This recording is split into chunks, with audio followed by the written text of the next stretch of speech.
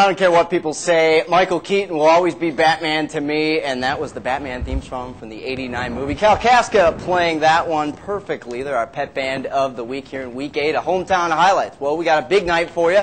Entering tonight, two Lake Michigan Conference teams were in the driver's seat for a conference championship. Both 6-1 overall and 4-0 in the league. That'd be Boyne City and Grayling, but they would need to get through their opponents tonight to make next week's meeting a league title game between the two. Tonight, though, Elk Rapids visiting Boyne City.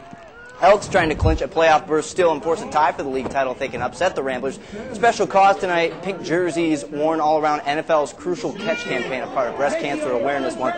Maseo Vroman gets the scoring going early. The rain kind of sogged it up the field a little, made it a little difficult to move the ball, but the Ramblers take a 7-0 lead, but right away the Elks respond. Adam Troutman, 76 yards, or excuse me, about 67 yards. This made it 7-6. Those were the numbers I was looking at in my teleprompter. Rob Wolfington, the receiver, and just like that, we have a close ball game on our hands. Ramblers right back, though. Corey Redmond pitches to Malik Smith, and that guy pretty much went 60 yards or so himself. Nobody's seemingly going to catch him, but he is brought down at about the 5-4 yard line, but that's okay. Ramblers got a guy named Bradley Faucia. He's known to deliver in the clutch. Diving across that end zone makes it 14-6 at that point, and the Ramblers, they go on to win at home, stay perfect in league play, 28-12. So what would Grayling have to offer? Let's check them out. The defending league champion on the road tonight against a tough East Jordan team.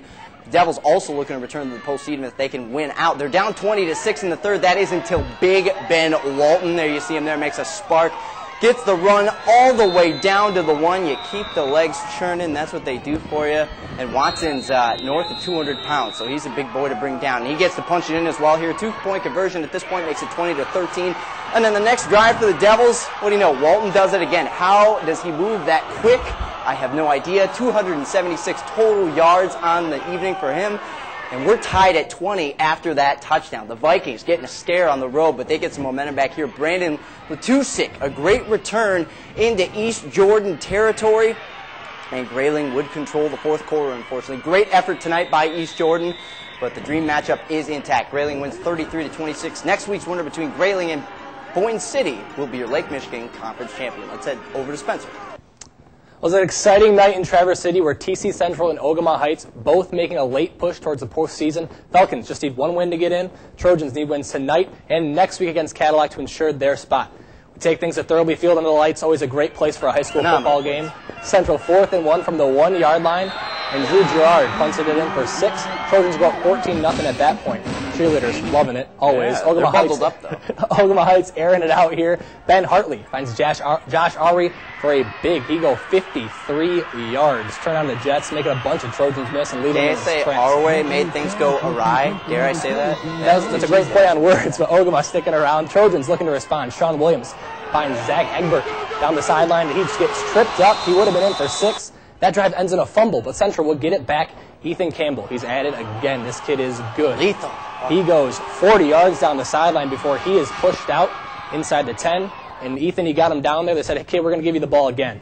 Punches it in for 6. Central goes up 21-7 at that point. A little scare at the end, but they get the big win, 28-20. Tough one next week against 8-0 Cadillac. We'll be sure to have those highlights next week. Yeah, that one's huge. The Titans of Traverse City also needing to win the next 2 weeks to get back in the playoffs. Out in Gaylord tonight in the first quarter, TC West with the ball, and QB Jeff Turnquist hands it off to Grant Ellison, runs it in for the score. West up 13-0 at that point. Gaylord couldn't score on the next drive. They'll get the ball back. West gets the ball back quickly, and Turnquist throws intercepted by Tristan Gregory. So Gaylord fighting in there. Ball back to TC West in the second quarter, even though the Blue Devils' Justin Roberson is trying to keep him out of that end zone. Ryan Shaw pushes it away for the touchdown. And the Titans up 20-0 at that point. They tack on one more before the half. Turnquist runs, rolls out, connects with Josh McGuire. He takes down the sideline for another score, and West gets the win, 48-0 on the road against Gaylord. Yeah, West, one win away. They got a tough Allendale team next week, though. Another team looking for some playoff wins to get in the playoff. Petoskey, they're playing Alpena tonight. Evan Whitmore, the great QB for the Northmen. Skies High finds Kurt Boucher, and Boucher looking pretty good to get them into scoring position later on. It's Whitmore to Whitmore. Shea is the one in the far corner there behind all the head coaches in the ruckus. And that's a touchdown for Petoskey, if you can't tell by the fans' ovation. They go up 13-0 at that point, and they go on to get the shutout win 20-0. Petoskey, though, they have a tough test next week against Ogama Heights. That's the team that stands in their way of making the playoffs next week.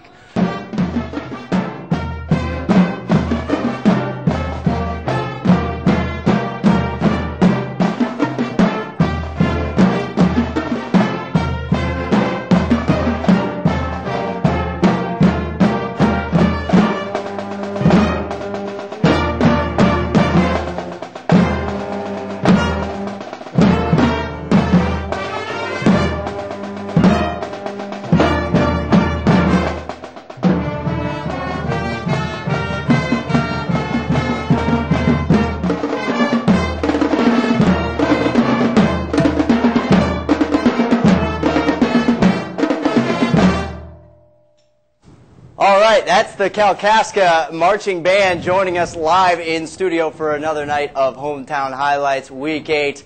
And it doesn't get much better than prep football and prep marching bands, but we're going to move now to a team that hasn't been talked about very much. That would be the Sheboygan Chiefs, a former Big North Conference team. Several years back, Sheboygan has stayed pretty competitive, though, as an independent school. With a win tonight, they can clinch a second straight trip to the playoffs, can the Chiefs. A far trip south this evening to play against Benzie Central. The Huskies are ready, though.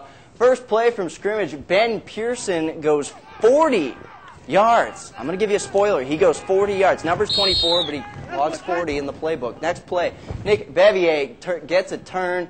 He goes 25 or 6 yards, give or take a yard or so, if you've got your measuring sticks at home. Adds a touchdown, though. That's the key point. 7-0 Sheboygan lead. Benzie now. Austin Ross passes to Drew Bird. And Bird, just like Larry Bird, skying high, beautiful catch. Drive does stall out, though. Chiefs, they win very big on the road, 41-7. Great game tonight for them, but a great game next week against 7-1 St. Ignace. Can't wait to see what happens there. Spencer. Well, the Blazers looking for one more win to get back into the postseason. Band in studio tonight, they were doing their thing at halftime, and they can attest. The rain playing a big role in this one. First snap in the second half, Frankfurt would fumble the snap. In Kalkaska, they would take advantage tonight. Tonight was the Caleb Hauser show. This, one of his 5 scores on the night. He accounted for 5 TDs, 240 yards on the ground. This is just, it was a remarkable performance by him. Frankfurt not going away, though. They'll make a nice ball fake, fool the cameraman definitely, and it's Brandon Schaub. He takes it right up the middle, deep into Blazer territory, and he's taken down inside the 10, but again, the rain responsible for stopping a lot of drives. The Panthers, they would fumble at the 1-yard line. Kalkaska, they would recover, and they're going on to the postseason with a 40-8 win at home against Frankfurt. Mansalona back to doing what they do best. That's winning conference titles. The Ironmen started the season 0-2, but have since won 5 straight, 4 against Ski Valley South opponents. A win tonight in Forest Area would give them another league title and another trip to the postseason, not wasting any time. In the first, already up 16-0, and Chase Wilcox takes the pitch, makes a few guys miss for a big gain, and they're knocking on the door again. That would set up this 2-yard score for Logan Borst, and it's 24-zip Mancy up early. Warriors, though, they would battle back. QB Austin Vance, he's a big boy. He's going to take it up the middle on its own. QB draw for a nice big gain. They can't get him. Before Sarah, they turn it over on downs on that drive, and that leads to this. Justin Swears going around the right end for another score. Ironman looking good in this one. But the Warriors, they're going to stick around. They're staying tough. Deion Burke, check out this. Breaks a nice tackle there. Ooh. Get off me. And he just turns on the Jets, I think and he he's broke off that tackle to the races. I think he broke that tackle with the football. With the football. That's what they call a truck stick on the Madden if you're following along at home. But Mansalona, they get the win here. 52-6, capture their 4th straight Ski Valley South crown with a big 52-6 win. It's their 4th straight trip to the playoffs. The Ironmen, we'll see what they do this postseason. Joburg Lewiston having another great year, looking to clinch a playoff spot tonight against Gaylord St. Mary. Jumping in 3rd, Brandon Huff is the Cardinal QB, and he pushes his way into the end zone despite a moment's hesitation. It is ruled a touchdown. The ref said it's okay. 34-7 at that point, 2-point conversion. Hey, why not, Brandon? You did a good job getting it in. Why don't you take the extra 2 points on the scoreboard? Then he tosses, or actually that was Logan Huff. I thought Brandon did everything, but Logan Huff did a couple things as well. Start of the 4th, Jack Lachinsky intercepts and runs all the way down the field. Probably went and hopped in that truck and drove away as well. 36-13. Joburg not done yet, though. Logan Huff again. The boys, they look mad at me. They look good in the pink socks, I must say. They do. Every single team we cover in those pink uniforms for Breast Cancer Awareness Month look great. Joburg, they looked really great tonight. They win final over Gaylord St. Mary 50-14. We're going to let the band finish the show off one more time. Kalkaska's Marching Band.